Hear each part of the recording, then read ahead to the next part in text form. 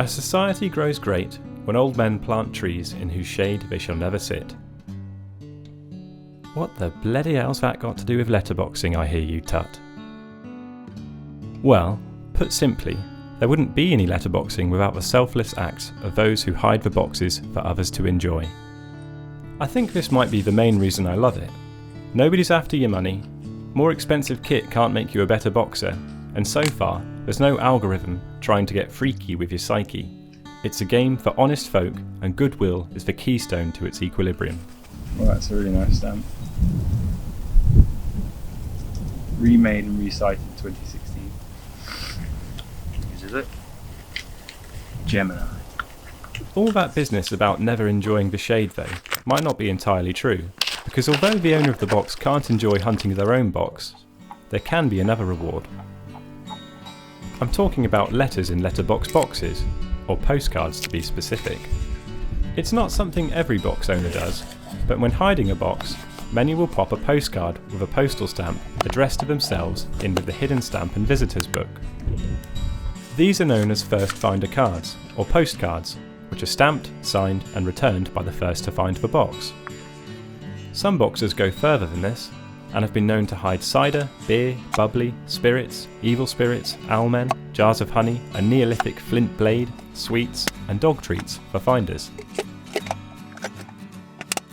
Since the shift from using metal ammo tins to plastic containers though, leaving sweets has become ill-advised due to improved conditions for goopiness, and mice and things less nice reportedly chewing through to reach said goop. Leaving whiskey's been risky too, after a range warden got wind of it and found a new perk to his watch. Back to the finder's cards though. As well as being a bonus article to stamp for the first finder, they also create a nice moment for the owner on the day the card returns home. In my experience, the initial feeling when a card arrives is of relief, because it confirms the clue I published worked, meaning I haven't wasted anyone's time, so torches and pitchforks aren't likely to visit anytime soon, and boxes aren't likely to be discouraged from any future boxes I hide. As well as this, most times the finder stamps the card with their personal stamp and adds a little message.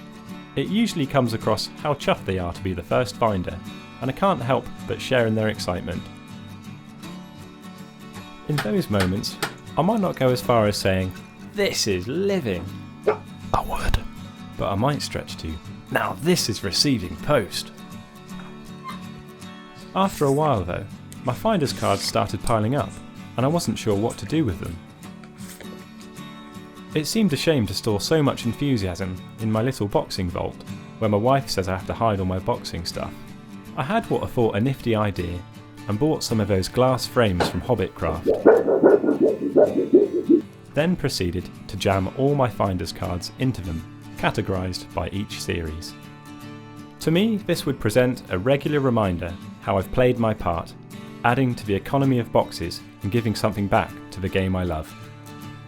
To anyone else that sees them, it proves there really are other letterboxers out there, and I'm not the only nutcase. Hunting with Hazel. Hunting with Hazel. Oh, that's cool.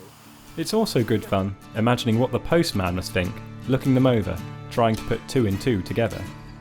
But more importantly, it honours the hobby's heritage, as before the arrival of hidden rubber stamps, letters were first put in boxes, then posted back by the next visitor, hence the name letterboxing.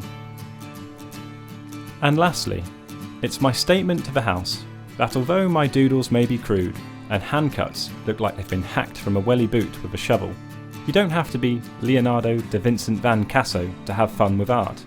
After all, people go mad for muddy handprints on cave walls. And what was to be the gallery for my masterpiece? The downstairs loo. As ever, if you've made it this far, you deserve to be rewarded. There'll be another clue for a box called Keep Pat Guessing in the next monthly catalogue email update.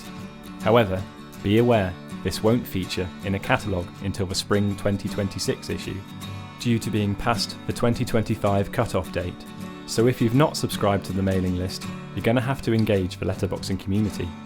Ooh. Nah, they don't bite.